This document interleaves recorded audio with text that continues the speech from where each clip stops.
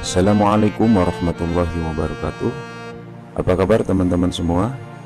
Di video kali ini kembali saya akan berbagi informasi untuk Bapak dan Ibu teman-teman semua terkait seleksi P3K di tahun 2024. Informasi kali ini Bapak Ibu dan teman-teman semua dilansir dari situs ayobandung.com. Menpan RB putuskan bahwa seleksi P3K di tahun 2024 tidak ada pengadaan untuk formasi umum. Ini alasannya. Nah, Bapak Ibu, teman-teman, di antara Bapak Ibu barangkali ada yang berencana akan mengikuti seleksi P3K di tahun ini, di tahun 2024. Namun perlu juga diketahui beberapa kebijakan yang ditetapkan oleh pemerintah terkait seleksi P3K di tahun 2024 ini. Salah satunya adalah bahwa yang bisa mendaftar P3K di tahun ini adalah hanya para tenaga honorer saja, Bapak Ibu ya. Jadi tidak diperuntukkan bagi umum gitu. Nah, kira-kira alasannya apa? Kita simak videonya sampai selesai. Menteri Pendayagunaan Aparatur Negara dan Reformasi Birokrasi Menpan RB Abdullah Azwar Anas memutuskan meniadakan pengadaan P3K umum tahun 2024. Keputusan Menteri Anas terkait pengadaan P3K tersebut sudah disahkan melalui keputusan Menpan RB nomor 173 tahun 2024. Surat yang disahkan sejak 1 Maret 2024 itu mengatur tentang panduan penyusunan rincian kebutuhan ASN yang terdiri dari CPNS dan juga P3K. Dalam surat tersebut dijelaskan bahwa terdapat 4 arah kebijakan dalam rekrutmen CPNS dan P3K. Kebijakan pertama yang ingin dilaksanakan oleh pemerintah melalui Menteri atau Menpan RB, Menteri Anas, adalah penataan tenaga honorer di instansi pemerintah. Nah, ini kebijakan yang pertama Bapak Ibu ya, yaitu penataan tenaga honorer di instansi pemerintah. Kemudian Menteri Anas juga ingin seleksi CPNS dan P3K tahun 2024 berfokus pada pelayanan dasar di bidang pendidikan dan kesehatan.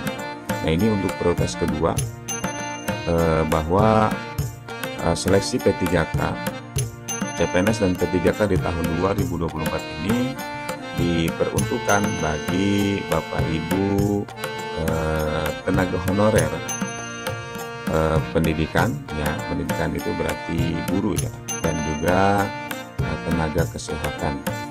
Selain itu, CPNS dan P3K tahun 2024 juga diarahkan untuk merekrut talenta-talenta baru dari perguruan tinggi terbaik di Indonesia.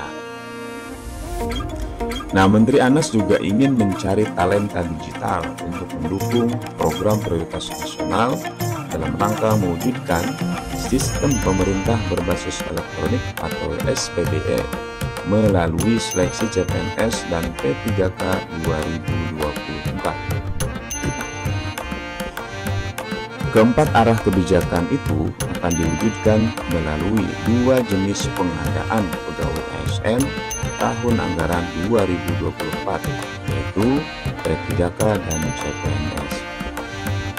Pada tahun ini, Bapak Ibu, pemerintah membuka seleksi CPNS dan juga P3K dengan total jumlah formasi sebanyak 2,3 juta.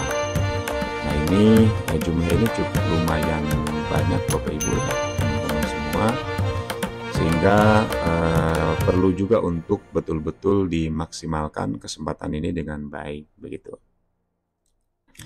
Nah, di instansi pusat dari 2,3 juta tadi Bapak Ibu, untuk di instansi pusat, pemerintah sudah menyiapkan 429.183 formasi yang terdiri dari 207.247 untuk CPNS dan 221.936 untuk P3K-nya.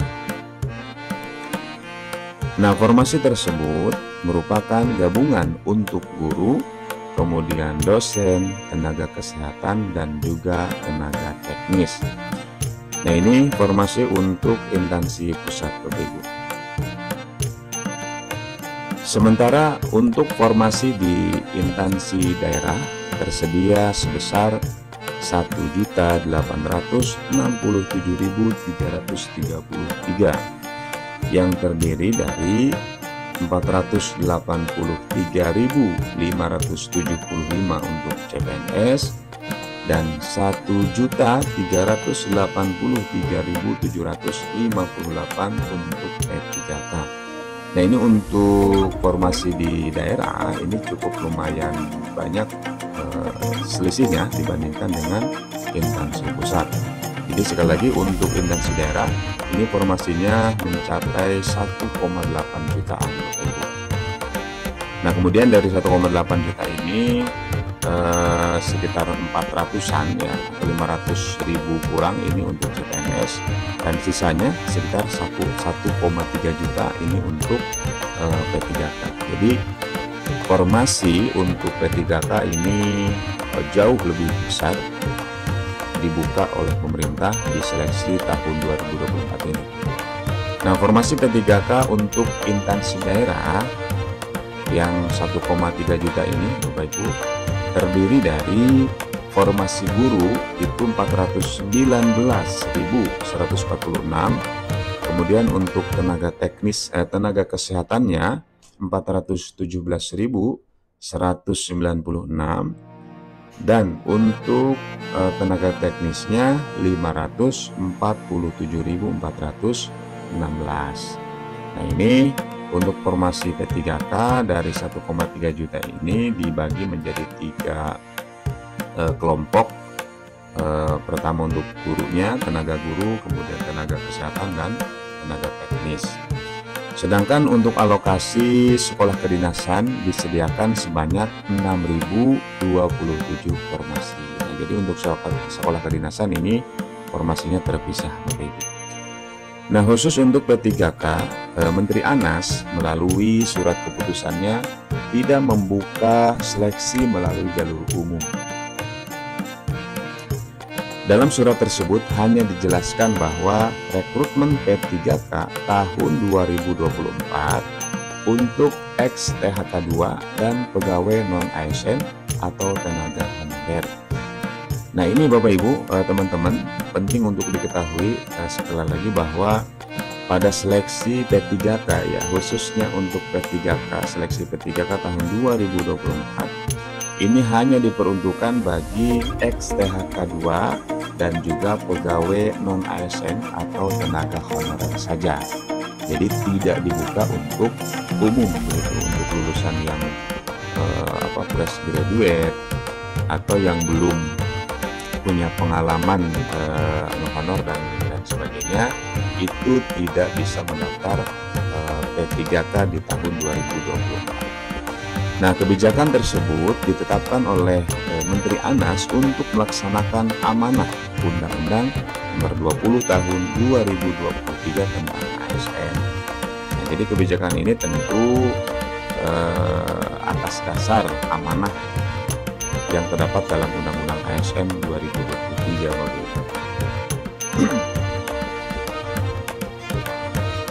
Nah, dalam Undang-Undang Nomor 20 Tahun 2023 tentang ASN tadi, itu dijelaskan bahwa tenaga honorer dan sejenisnya akan dihapus dari instansi pemerintah pada bulan Desember 2023. Nah, setelah seluruhnya dihapus, kemudian pemerintah juga dilarang untuk merekrut atau menerima tenaga honorer untuk mengisi jabatan ASN begitu.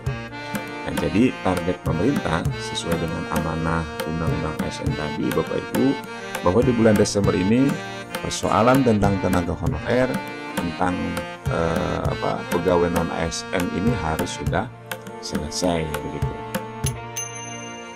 Nah, sehingga untuk melaksanakan amanah tersebut maka perlu disusun kebijakan perencanaan kebutuhan sebagai dasar untuk melaksanakan penataan ASN secara terencana dan berkesinambungan. Untuk itu, seleksi P3K tahun 2024 ini hanya diprioritaskan bagi ex-THK 2 dan tenaga honorer atau pegawai non-ASN. Nah, itu Bapak Ibu, teman-teman semua, informasi singkat terkait seleksi CPNS dan juga P3K di tahun 2024 ini. Bagi Bapak Ibu yang tentunya memenuhi persyaratan untuk mengikuti tahapan seleksi baik CPNS maupun P3K di tahun 2024 ini, diharapkan untuk segera mempersiapkan diri, kemudian selalu update info-info terbaru terkait dengan tahapannya, dan juga segera persiapkan berkas-berkas yang diperlukan. Itu saja informasi yang bisa di-share, yang bisa dibagi untuk Bapak dan Ibu teman-teman semua. Semoga bermanfaat. Dan terima kasih. Assalamualaikum warahmatullahi wabarakatuh.